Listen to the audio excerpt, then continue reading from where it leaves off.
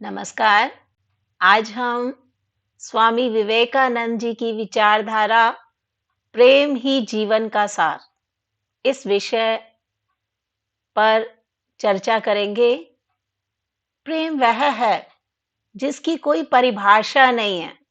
फिर प्रेम को अपरिभाषित रहस्य की संज्ञा भी दी जा सकती है। प्रेम को हम विश्व में अनेक नामों से जानते हैं, जैसे कि मोहब्बत, प्रेम, प्यार, प्रीत, लीनता, अनुराग, इश्क, चाहत, बहुत से नाम हैं। प्रत्येक शब्द का अर्थ प्रेम ही है। प्रेम को किसी भी शब्द में परिभाषित किया जा सकता है, किंतु सभी शब्दों का एहसास एक ही है। प्रेम में बस प्रेम में होना ही होता है। इस प्रकार की वस्तु कोई भी नहीं जिसके लेन देन का प्रयास हो या लेन देन किया जा सके, बल्कि प्रेम तो त्याग की भावना है। जहां कहीं भी प्रेम विद्यमान है, वहां त्याग और फर्ज अवश्य ही विद्यमान होते हैं। त्याग रूपी छलनी में स्वार्थ, नफरत, ईर्ष्या, प्रतिस्पर्धा, एकाधिकार, स्वामित्व जैसे ना जाने कितने कंकड़ पत्थर आदि अपने आप ही छनकर अलग हो जाते हैं। और छन जाने के बाद शेष क्या बचता है? सिर्फ प्रेम। ऐसे रिश्ते में कोई आकांक्षा नहीं होती, बल्कि प्रेम के पात्र को खुश और संतुष्ट देखकर तृप्ति का एहसास होता है। स्वामी विवेकानंद जी ने प्रेम के विषय में महत्वपूर्ण चर्चा की है। उनका मानना है कि प्रेम की कोई भाषा नहीं होती। सच तो यह है कि प्रेम की भाषा राज्य की सीमाओं की बंदिशों को नहीं मानती। प्रेम सर्वव्यापक भाषा है, जो कि भावनाओं से ऊर्जा पाती है। प्रेम के बिना जीवन की कल्पना करना निरर्थक प्रतीत होता है। स्वामी विवेकानंद जी कहते रहे कि यदि आप मेरे पास आकर किसी की बुराई करते हैं, तो मुझे कोई संदेह नहीं कि आप दूसरों के पास जाकर मेरी भी बुराई करते होंगे। दूसरों की बुराई करने से पहले हमें आत्म परीक्षण करना चाहिए। आत्म मूल्यांकन करने के बाद हम वास्तव में समझ पाएंगे कि हम कितने गहरे पानी में हैं। स्वामी विवेकानंद ने इसी तथ्य को आधार बनाकर कहा था कि दूसरों में बुराई ना देखो। बुराई अज्ञान है, दुर्बलता है। लोगों को यह बताने से क्या लाभ कि वे दुर्बल हैं। आलोचना और खंडन से कुछ हासिल नहीं होता। हमें उन्हें कुछ ऊंची वस्तु देनी चाहिए। उन्हें उनके गरिमामयी स्वरूप की, उनके जन्म सिद्ध अधिकार की बात हमें अवश्य करनी चाहिए। अमीर खुसरो ने भी प्रेम के विरोधाभास को बखूबी अंदाज में पेश किया। जो दरिया प्रेम का सो उल्टी वाकी धार, जो उभरा सो डूब गया, जो डूबा सो पार। प्रेम रूपी दरिया बहुत अजीब होता है। इसकी धारा उल्टी तरफ बहती है। इस दरिया में वही मनुष्य तैर सकता है जो दरिया पार लगा सकता है। जो डूबना जानता है, जो तैरने की कोशिश करता है, वे प्रेम रूपी दरिया को पार नहीं कर सकता।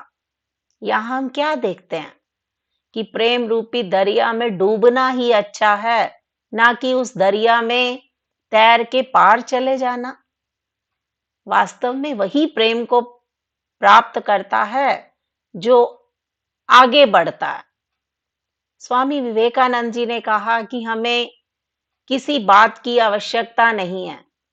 आवश्यकता है सिर्फ प्रेम की, अकपटता और धैर्य की।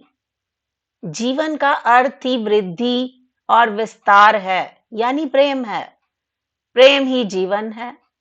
यही जीवन का गति नियामक है और स्वार्थपरता ही मृत्यु है।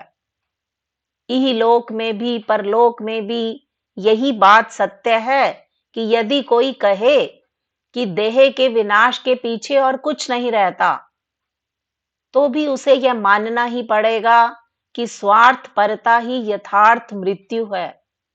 परोपकार ही जीवन है, परोपकार ना करना ही मृत्यु है। जिसे नर पशु तुम देखते हो, उसमें 90% मृतक हैं, वे प्रेत हैं, क्योंकि ये बच्चों जिसमें प्रेम नहीं, वो मृतक के समान है। ऐसा स्वामी विवेकानंद जी की अवधारणा है। उनका मानना था कि परिस्थितियों के अनुकूल ढलना किसी भी प्राणी के जीवन की अपरिहार्य शर्त है। वैसे भी पृथ्वी में जितने भी प्राणी हैं, उन्होंने जीवन जीते रहने के लिए मौसम और प्रकृति के अनुरूप अपने आचरण और हाव भाव को ढाल लिया। सच तो यह है कि पृथ्वी का जीवन योग्यतम की उत्तरजीविता पर आधारित है। स्वामी विवेकानंद जी यही कहा करते थे कि मैं सुधार नहीं कहता, अपितु कहता हूं कि बढ़े चलो। कोई वस्तु इतनी बुरी नहीं है कि उसका सुधार और पुनर्निर्माण करना पड़े। अनुकूल क्षमता, जिसे हम अडेप्टेबिलिटी कहते हैं, ये जीवन का एकमात्र रहस्य है। उसे विकसित करने वाला अंतर्निहित तत्व है। बाह्य शक्तियों द्वारा आत्मा को दमित करने की चेष्टा के विरुद्ध आत्मा के प्रयास का परिणाम ही अनुकूलन है, अडेप्टेबिलिटी है, समायोजन है। जो अपना सर्वोत्तम अनुकूलन कर लेता है, वह लंबे समय तक जीता है, वो सर्वाधिक दीर्घजीवी होता है।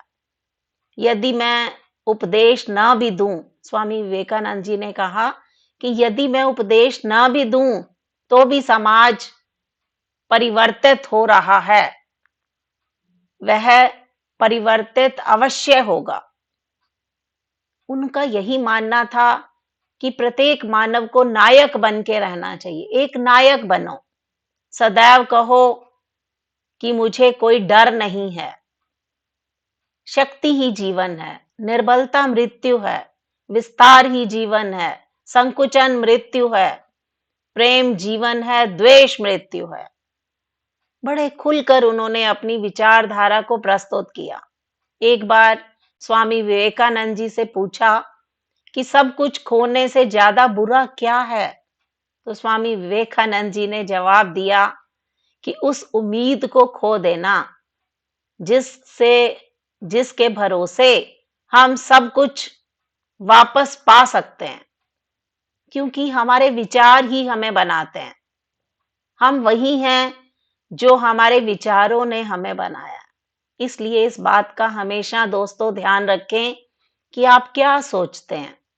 शब्द चले जाते हैं, लेकिन उसमें निहित विचार वो आपके पास रहते हैं, वो बड़ी लंबी यात्रा करते हैं।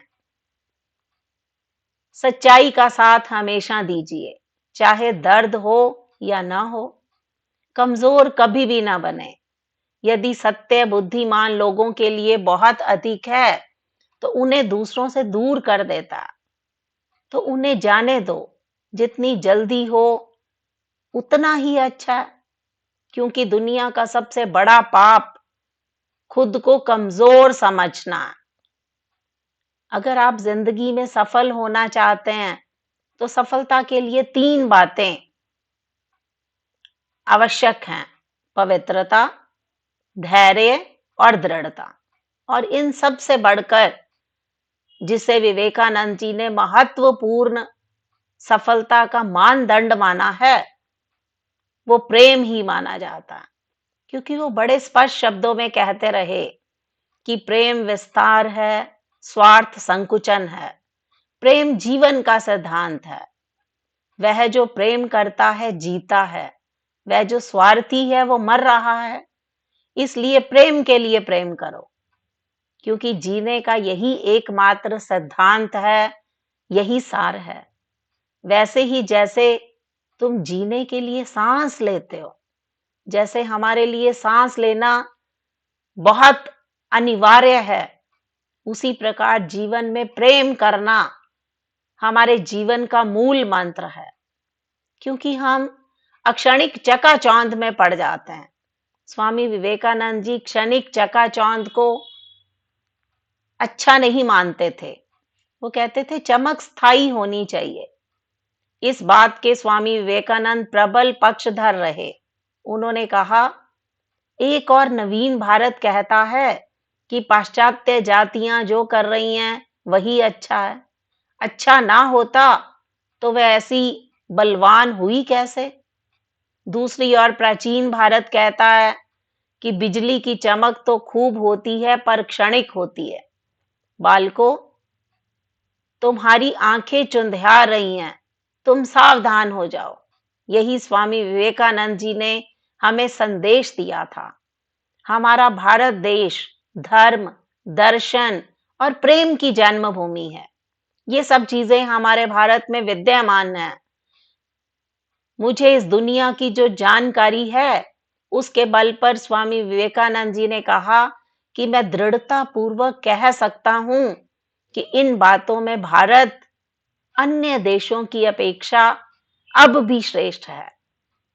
तो भारत का धर्म, दर्शन, प्रेम, इसके विस्तार को स्वामी विवेकानंद जी ने देश विदेश में अपने आध्यात्मिक भाषणों की धूम मचाई और पाश्चात्य देशों में जाकर उन्होंने प्रेम को प्रबलतम अस्त्र और शस्त्र के रूप में, हथियार के रूप में ग्रहण किया।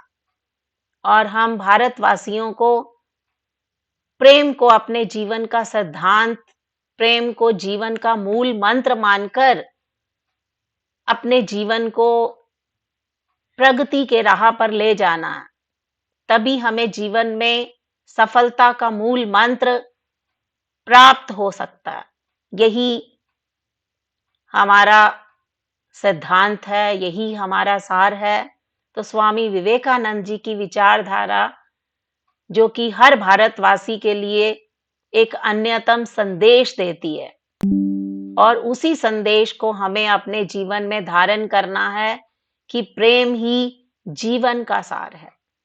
प्रेम के माध्यम से हम विदेशी ताकतों को भी वश में कर सकते हैं। विदेशी शक्तियों के माध्यम से अपने देश में प्रगति कर सकते हैं। यही प्रेम की अनिवार्य धर्मिता है, यही दीर्घ जीविता है। और इसी दीर्घ जीविता के आधार पर हम भारतवासी गर्व से कह सकते हैं कि हम प्रेम के बल पर दुनिया में वर्चस्व स्थापित कर पाएंगे। इसी विचारधारा के साथ आप सबका बहुत बहुत धन्यवाद।